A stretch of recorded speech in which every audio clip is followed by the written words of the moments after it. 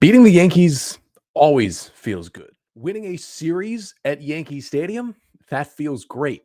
Dropping 17 runs on the Yankees' head in the rubber game, well, that is just fantastic. I will recap an incredible win for the O's in the Bronx coming up on this episode of the Locked On Orioles podcast.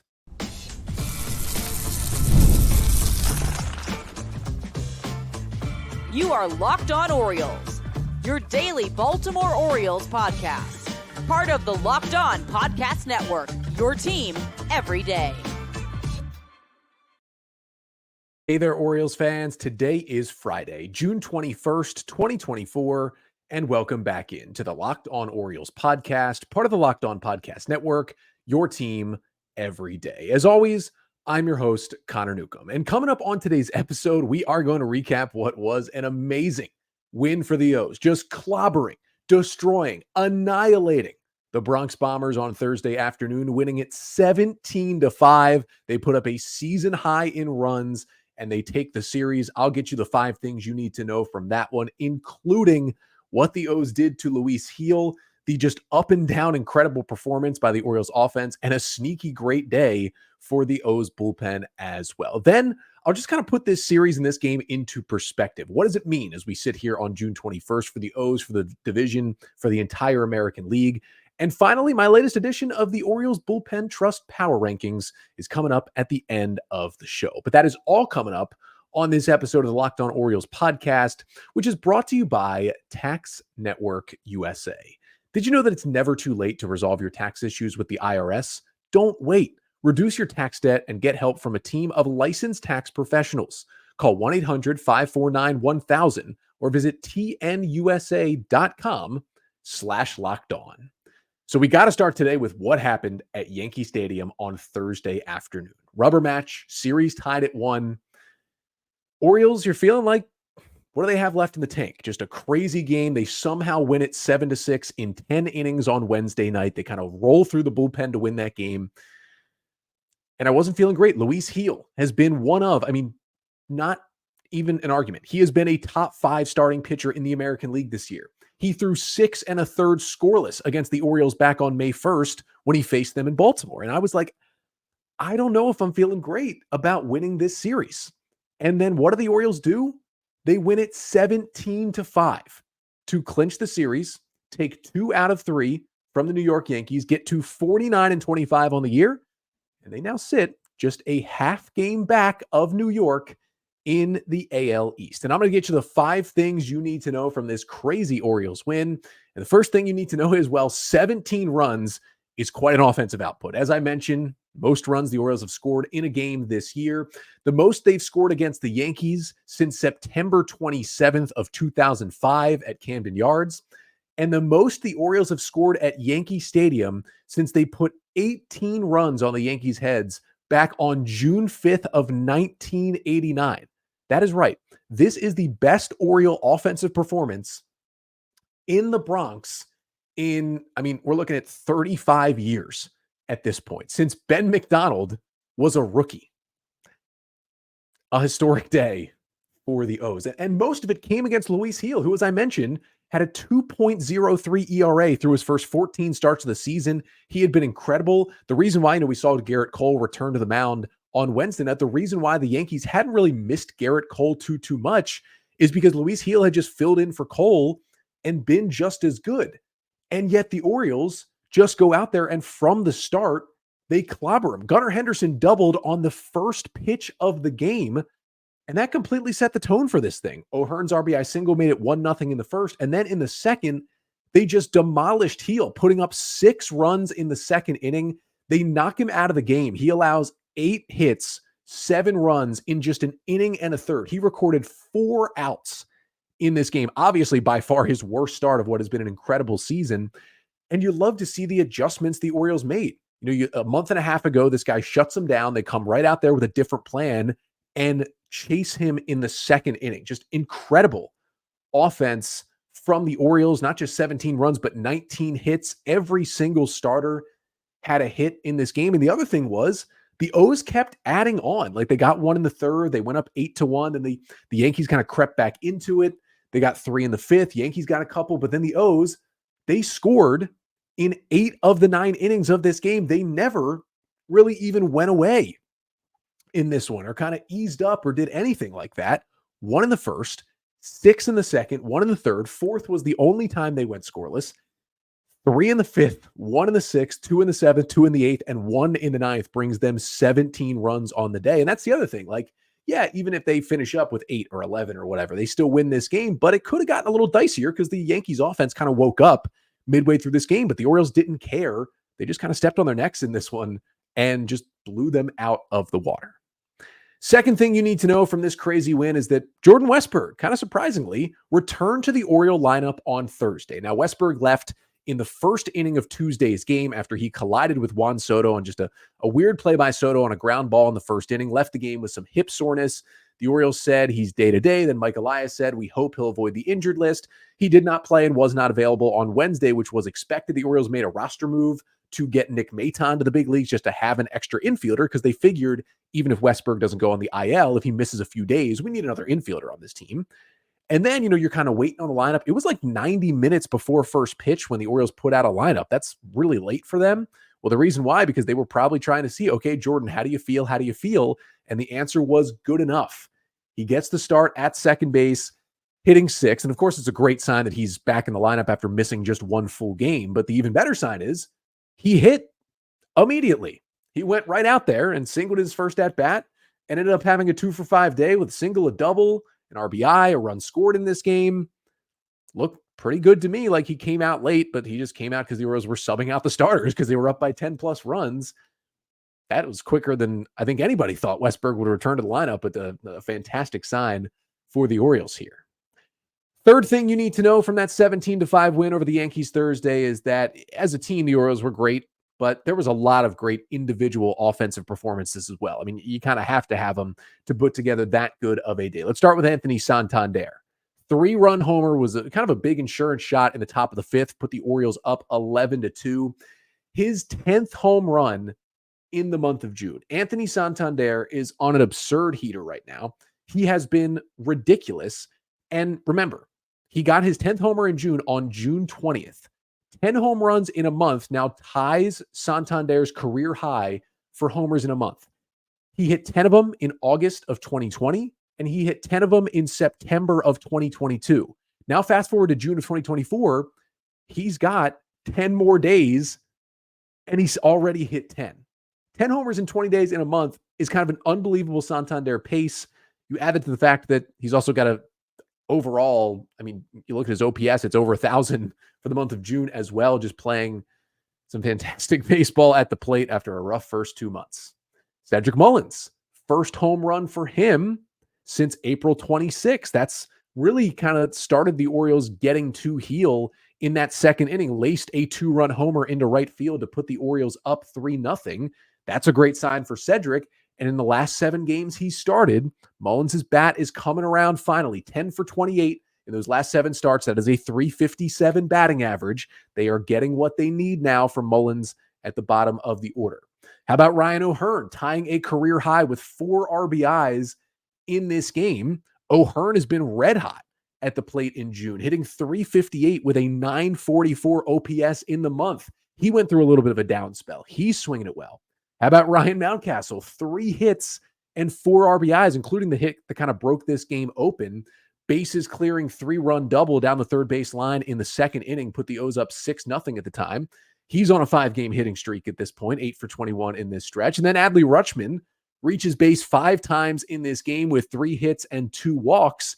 And surprisingly, it took until June 20th for Adley Rutschman to have his first multi-walk game of the season. We know he led the American League in walks last year, but we've talked about it on this podcast. Rutschman, along with a lot of other Orioles, have kind of changed their approach here in 2024, been more aggressive, swinging earlier, not getting deeper into count to draw these walks, and it's worked out for Rutschman. His overall stats have been better this year, but kind of surprising, it took until June 20th to get 2 walks. Now, as a caveat, that second walk came in his final plate appearance. It was against Jose Trevino, the Yankees catcher, who was a position player on the mound in the top of the 9th inning. But still, Yankees fans weren't happy he drew a walk against a position player. But if you're not going to throw it close to the zone, Adley Rutschman is not going to swing. And a big day for Adley as well. Now, the fourth thing you need to know from the Orioles series clinching win over the Yankees on Thursday is that the really one downside of this entire game was Cole Irvin was not very good.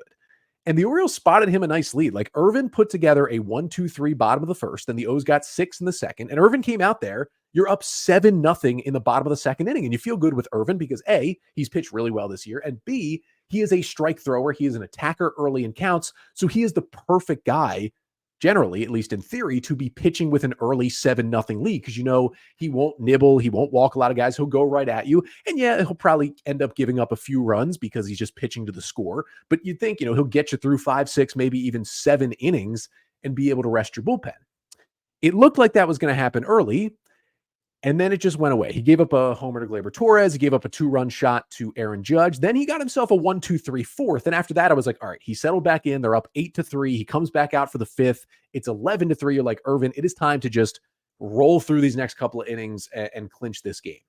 And then he didn't.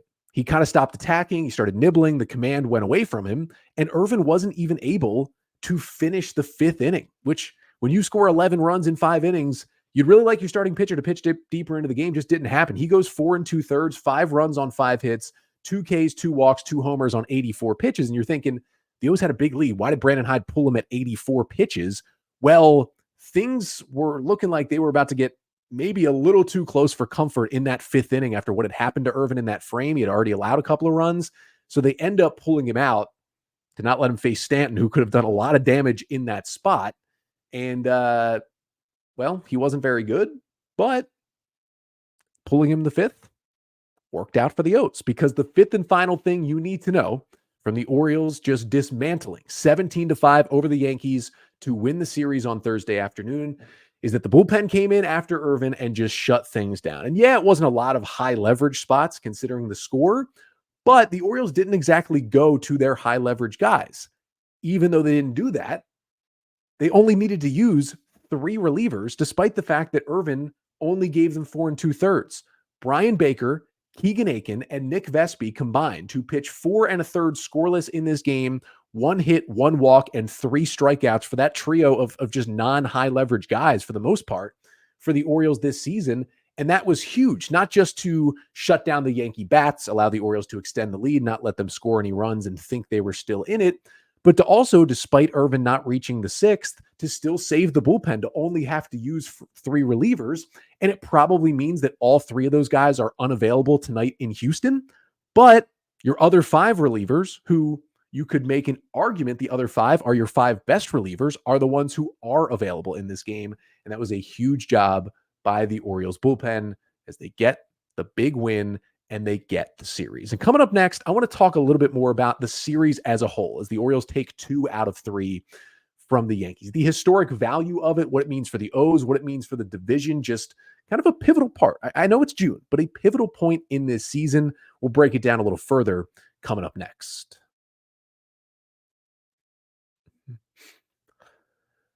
But first, this episode of the Locked On Orioles podcast is brought to you by Stitch Fix. Now, you know that instant confidence boost that you can get from an outfit that makes you look really good. Well, that's what I get with Stitch Fix. You can easily upgrade your wardrobe this year with a professional stylist that helps you find new on-trend favors that will work for you, and you do it at Stitch Fix. I just give my stylist my size, style, and budget preferences, order the boxes when I want them, how I want them, no subscription required. They send me 5 just for me pieces of clothes, plus any recommendations, styling advice. I keep what I like. I send back what I don't. It is truly that easy. I don't have to shop. They save me time. They save me effort. It's the best place to go for clothes. And guess what? Shipping, returns, exchanges, they're always free. So it's style that makes you feel as you look. Now's the best time to get started at stitchfix.com/MLB and get $100 off. That's $25 off your first 4 fixes for a limited time only. That's stitchfix.com/MLB for $100 off. Again, stitchfix.com/MLB. Once must redeem within 7 days of sign up. Offer does not include kids fixes.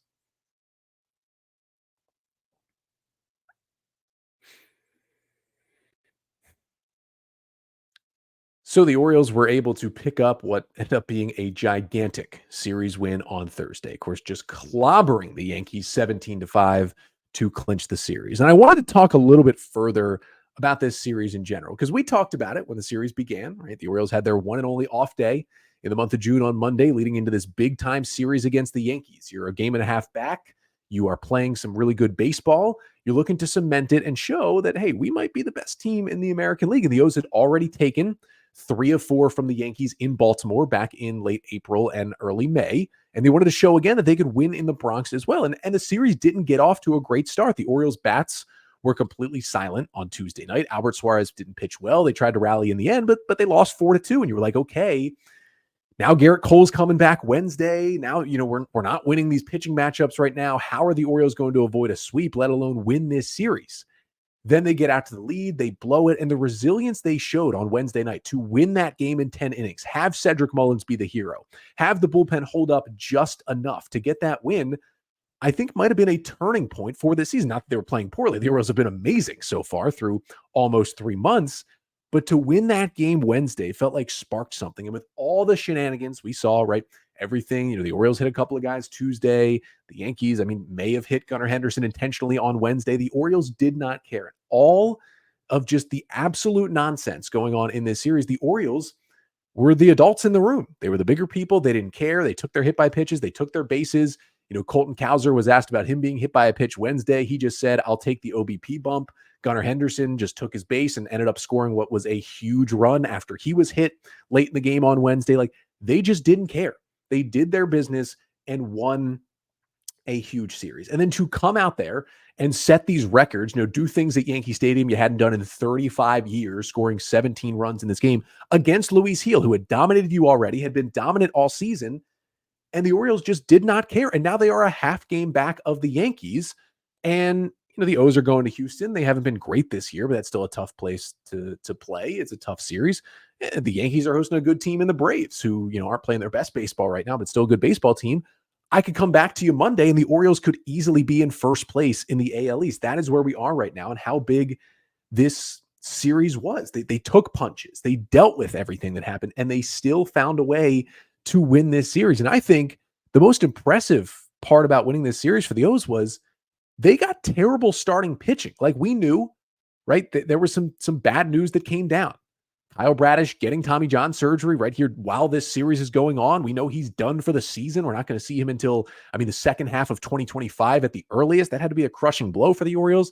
They've already lost Tyler Wells. They've already lost John Means for the season. They get the news on Danny Coulomb that although they expect him back this year, he's going to be out much, much longer than we thought. It could be until September, when arguably the Orioles' best reliever in Coulomb returns to this bullpen. Like, those are some crushing blows. And not only that, but of your 5-man rotation, your clear top 2 in Corbin Burns and Grayson Rodriguez had pitched in the 2 games over the weekend against the Phillies. So you're looking around and you're kind of like, can we win this series? Like, can we even show up and compete and win a game with these matchups? And that's the thing. The Orioles got terrible starting pitching in this series. None of the 3 Orioles starters were able to even complete 5 innings in this game or in this series. That is not good when you're pitching at Yankee Stadium against Aaron Judge and Juan Soto. The 3 starters, Albert Suarez, Cade Povich, and Cole Irvin in this series, combined to throw just 13 innings, allowing 9 runs on 12 hits, 6 strikeouts, 2 homers, and they combined to walk 12 batters in 13 innings in this series. Generally, that is not a recipe for success against any team, and especially against the Yankees in the Bronx. But they didn't care. Now, is it concerning that the bottom 3 in this rotation had this many struggles against a good team like the Yankees when the O's are going to need them to pitch well against good teams? Yes. Are they always going to be able to hold up and win series when they get pitching this bad? No, they are not. And that does concern me a little bit moving forward, and makes it even more general that, yeah, the O's need to add at least 1 starting pitcher at the deadline. We know that. But on the flip side, doesn't it also make it even more impressive that the Orioles got that terrible starting pitching and still went in and won this series against the Yankees? They can win in so many different ways, and then they can just bludgeon you to death with 17 runs to win a series. Just ridiculous what the Orioles did. I'm ready to call it. I know they're a half game behind the Yankees, right? The Guardians have a really good record too, but the Orioles are now 5-2 against the Yankees this year. I'm ready to call it. The Orioles right now, we stand here June 21st, are the best team in the American League.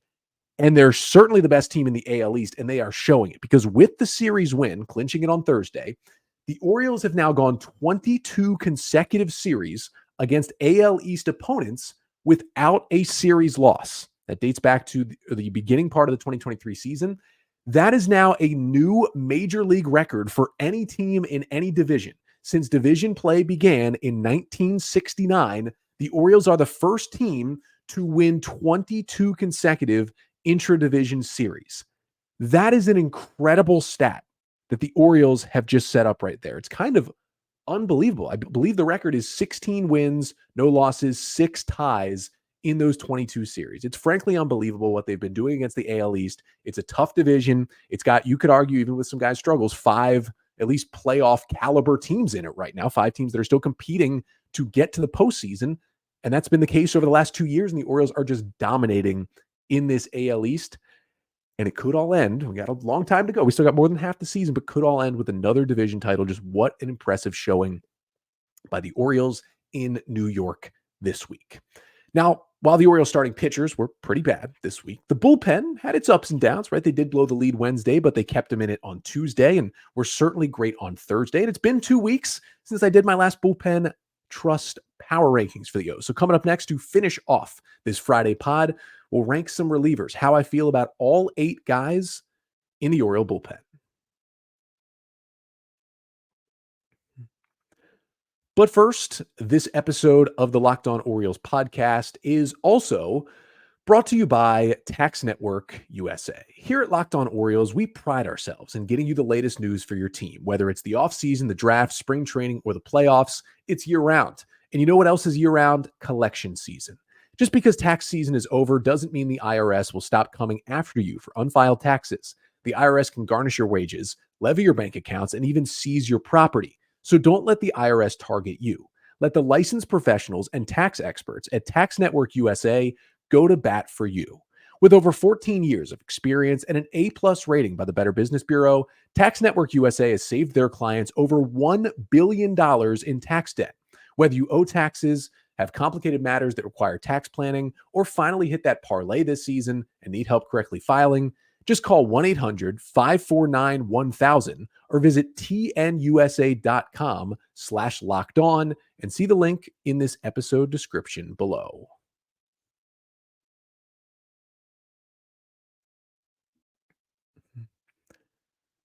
So one of the big reasons the Orioles were able to win this series, maybe not as big as what the offense did on Thursday, but a nice reason was the bullpen pitched fairly well. I know they did blow eventually a 4-run lead on Wednesday night, but there were some weird circumstances in there. I thought overall they weren't as good as they had been early in June. Like they were the best bullpen for a while, for about a 3 or 4 week stretch, but they've still been solid. And they're back to an 8-man bullpen because they're back to a 5-man rotation with Kyle Bradish going down again, unfortunately.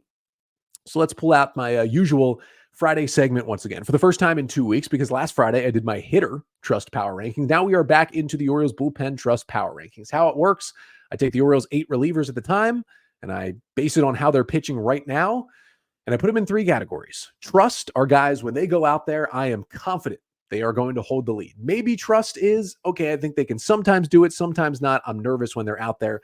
And don't trust is, okay, do not put this guy in a spot where he can ruin this game right now. I will start with the trust category, and I right now have 3 relievers in the trust category, which is the lowest amount I've had in trust in quite a while. Now, some of it has to do with the fact that Danny Coulomb is injured, and some of it is some guys scuffling a little bit. The first guy is Yennier Cano. Now, I know he gave up the big 3-run homer to Stanton on Wednesday night that got the Yankees back in the game, but he has still been great this year. In 32 1/3 innings, he has a 2.51 ERA, and his 67.1% ground ball rate is the highest in all of Major League Baseball this season. And before giving up that home run on Wednesday, Cano had gone 11 straight outings out of the Oriole bullpen without allowing an earned run. And as we've talked about, he's been changing his pitch mix a little bit, throwing more 4-seam fastballs, throwing more sliders, and they've both been really good. The slider has a 50% whiff rate, which is elite. And even the 4-seamer, he's only 1 hit against it, and it's got a 44% swing and miss rate. So the new stuff, while still not, I think, as nasty as his sinker changeup combo, is helping him kind of give a new look to hitters, and I think it's going to help him as this season goes on. Now, my next guy in trust is Craig Kimbrell, and I know the last time you saw him, he gave up a run and blew the save in the 9th inning Wednesday night, but he's been very good leading up to that point. Kimbrel in the season, 27 in the third innings. He's got 16 saves and a 2.63 ERA on the year. His 36% strikeout rate is right around top 10 in Major League Baseball. And before he gave up, remember, just the one run on Wednesday night, he had gone 14 consecutive outings before that without allowing an earned run. Yeah, he had been pretty nails before that blown save, and I have confidence when Kimbrel gets back on the mound this weekend in Houston, he will get back to what he has been doing well. And then the final guy in my trust category is Jacob Webb. He's had the lowest ERA in this Oriole bullpen basically all year. In 34 innings, Webb has posted a 1.85 ERA, and the changeup has been the difference maker. It gets lefties out, it gets righties out. Opponents are hitting just 0.83 against Webb's changeup, and he continues to just pitch well. Webb has allowed just one earned run total over his last 12 outings out of the Oriole bullpen. You know, he's getting some save chances where he did earlier in the year when they were without Kimbrel. He's getting some high leverage spots, but he's just that like middle inning, sixth and seventh inning guy who can just bridge it to the other guys. And if a game's getting a little out of hand, he can rein it back in. It's a really important role to play in a bullpen. Now, we'll tell you right now, I don't have anyone in don't trust because the middle part of the Oriole bullpen is pitching well enough that I don't have anyone in don't trust. It's been kind of rare to have no one in don't trust. But I will tell you the 5 other relievers for the Orioles are in the maybe trust category. The first is Dylan Tate, a 2.22 ERA in 24 and a third innings this year. That sinker velocity is mostly back, but he's still just walking too many hitters. He got into a little bit of trouble with that on Wednesday night when he came in for the save in the 10th, but his defense helped him, and he did get his first save since 2022. But also that Tate sweeper, only one hit against it, 41% whiff rate. Look for him to throw that a little bit more. It's been kind of a nasty pitch so far this year. Cionel Perez, for the first time in a while, has dropped into the maybe trust category. He was in trust for a long time, but he's scuffled a little bit lately. Perez does have a 4.87 ERA in 20 and a third innings on the year. Now, he still has yet to allow a home run this season, but he's allowed runs in 3 of his last 4 outings. The slider's been nasty. I'm confident he'll get back on track, but right now, he's not as locked down as he was at points this season. Also in maybe trust, but flirting with trust right now is Bryan Baker. How about Bryan Baker since he has returned? Another inning and a third scoreless in Thursday's win. Baker, since coming back to the Orioles just earlier this week, 4 appearances, 5 innings, no runs, 3 hits, 2 Ks, and 1 walk. His command looks so much better. He's even been thrown in some high leverage spots, and he's doing well. I still want to see a bigger sample size before I put him in trust, but he is knocking on the door of the trust category right now. Keegan Aiken also in maybe trust for the moment. 2 perfect innings on Thursday is certainly going to help him move up. In 39 and 2/3 innings this year, he's got a 3.63 ERA, but his 26% strikeout rate is a career high as a relief pitcher, which is good to see for Aiken. But it's really been a roller coaster season, right? He was incredible Friday night against the Phillies. He was incredible in Thursday's game against the Yankees, but he's also had some absolute disaster outings. Now, his expected batting average against him is 190, which is elite. So he's kind of getting unlucky, but he's also just making bad pitches at the worst times, like giving up big hits to lefties when he comes in, when the bases are loaded or when there's 2 on. And that's when his ERA starts to balloon. The sequencing hasn't been good to him. He's made some bad pitches. It's been a weird combination. 11 of the 12 extra base hits he's allowed this year have been on the fastball. Like, guys are not hitting his slider or his changeup very well. I still trust him enough to be in maybe trust and be on the major league roster. It's just been a weird season for Aiken, but he's gotten more outs than not, and it's certainly helped the Oriole bullpen at times. And the final guy in maybe trust is Nick Vespi. Now, Vespi has not been scored upon this year. Now it's 5 innings, 3 hits, no runs, 2 Ks, and a walk. He had a 1-2-3 ninth to close out the win on Thursday. But here's the thing. He hasn't been in anything close to a high leverage spot. So although it's 5 scoreless innings, I got to see a little bigger sample. I got to see him in a little bit of high leverage before I move him up to trust. But, you'd like more than 3 guys in trust, but it's really good to have a bullpen with nobody in the don't trust category. And that is the bullpen that will head to Houston this weekend. And that is where the Orioles go next. After taking the series against the Yankees, go play the Astros. These are not the Astros These are some struggling Houston Astros. Let me tell you right now, they are still a dangerous team with a good lineup with Altuve and Bregman and Yordan Alvarez, and they can beat you with the bats. But the pitching has struggled a little bit, and they are 35 and 40 on the season. They're trying to turn this thing around. Grayson Rodriguez will get the ball in game 1 tonight at 8:10. He will go up against Jake Bloss. Jake Bloss, the 22-year-old right-handed pitcher, is being voted to make his major league debut here on Friday night against the Orioles. So hopefully the O's can jump on him. He has not pitched above Double-A. Now, he does have a 1.61 ERA and 8 starts in Double-A this season. Not a big strikeout pitcher, though, just more of a soft contact kind of guy. We'll see what the Orioles can do against the young righty. Then on Saturday at 4:10, Corbin Burns going for the O's, and it is the man who threw the no-hitter this year, Ronel Blanco, will go for the Astros. He's been great with a 2.43 ERA. And then it finishes up at 2:10 on Sunday. Framber Valdez has not been as good as usual this year, still has a 3.91 ERA. The lefty goes for the Astros. And Albert Suarez looks to bounce back from probably his worst start of the year that he had Tuesday night against the Yankees. He will go in the Sunday game. And then I will be back on Monday recapping the entirety of the 3-game set between the Orioles and the Astros down in Houston. But until then, I'm Connor Newcomb, and this has been the Locked On Orioles podcast, part of the Locked On Podcast Network. Your team every day.